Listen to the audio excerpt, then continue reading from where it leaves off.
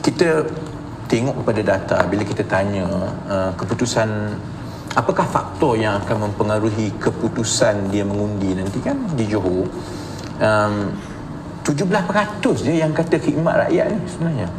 17% je.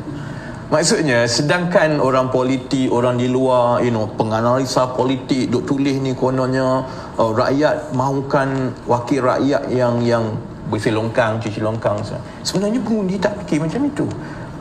Jadi sebab itu apa yang dilalui oleh UMNO dan MIC, MMCA sebelum ini, bahawa sebenarnya banyak wakil rakyat mereka yang betul-betul buat khidmat rakyat di bawah, betul-betul ketuk pintu semua kan. Tapi bila sampai pilihan raya mereka ditolak. Sebabnya ialah politik ini ada dua lapis yang berbeza. Lapis di bawah itu ialah lapis penyudah. Maksudnya kalau kita ada, ialah orang cakap macam oil and gas, kita ada upstream and downstream tau. Maksudnya khidmat wakil rakyat, bantuan tempatan macam Tuan Zaid selalu balik ke ledang, semua ketuk pintu semua ni kan, itu sebenarnya penyudah.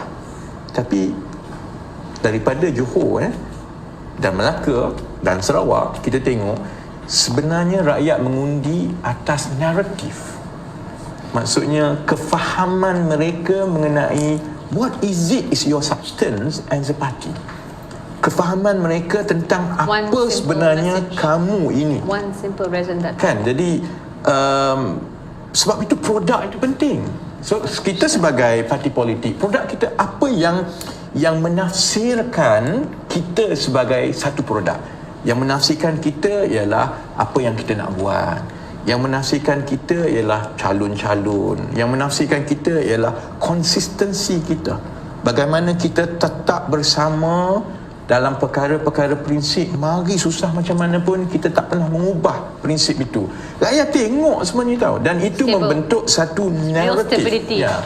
So daripada keputusan Sabah, Sarawak, Melaka dan Johor menunjukkan bahawa walau macam mana kat bawah ni kerja kuat, ketuk pintu, bantu dan sebagainya, kalau naratif itu di peringkat pusat, di peringkat nasional tidak ditetapkan dan tidak begitu jitu ataupun ada produk yang lebih baik naratifnya, maka kita akan ketinggalan.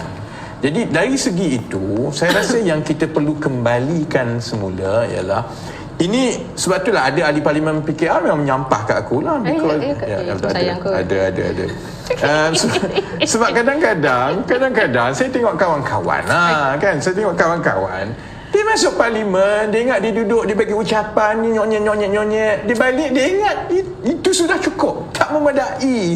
Orang tengok, orang rasa kamu ni diberi, dia mesti ada kesan nasional, dia mesti menyumbang kepada membentuk naratif itu yang memberikan penjenamaan, product differentiation to PKR.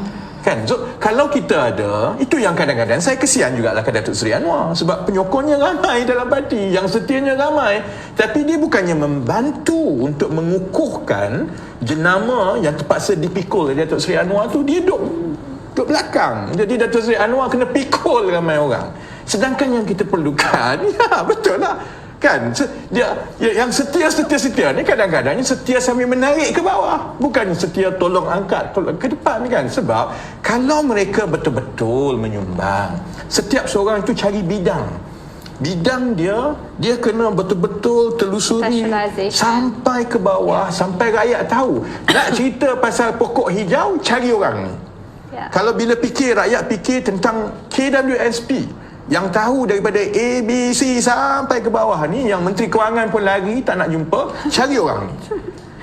Jadi itu yang sepatutnya berlaku. Dan kalaulah ramai yang sekarang ni beria-ia nak bertanding, yang beria-ia setia dan sebagainya, itu yang sepatutnya cara yang dibuat untuk membantu Datuk Seri Anwar.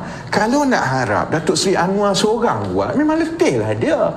sebab dia berada di atas dan dia sendiri tidak boleh memikul semua, sedangkan dalam keadaan yang kita bersaing dengan PN dengan BN, macam saya sebut tadi, produk itu bukan saja soal seorang batang tubuh pemimpin, tapi soal naratif, soal kepakaran. Jadi kita ambil, saya sebut Coke, kita ambil Coke kan, dia bukan air itu saja, color dia punya tin dia, semua. Jadi banyak benda yang ada ban Coke, but okay lah, you know, I'm still on Coke, so kan, so I mean, well, I'm in startup now. Everything is about product, is about product differentiation, kan. Every little thing UI UX makin penting, kan. Jadi you know, a product, an essence of product is not just one thing. So kalau dalam essence of a political party, di mata pemahaman rakyat, bukannya seorang batang tubuh Anwar Ibrahim saja, banyak lagi benda penjenamaan dia yang lain, sumbangan yang lain, pemahaman rakyat itu. Jadi dalam keadaan lepas 2-3 tahun yang lepas, apabila semuanya itu diserahkan kepada Datuk Seri Anwar Ibrahim, dialah kena pikul dalam mesyuarat, pumpang, keluar mesyuarat, semua keputusan dia berlaku di peringkat parti, berlaku di peringkat Pakatan Harapan. Not fair lah macam itu. Semua kita buat keputusan, Anwar sila jawab.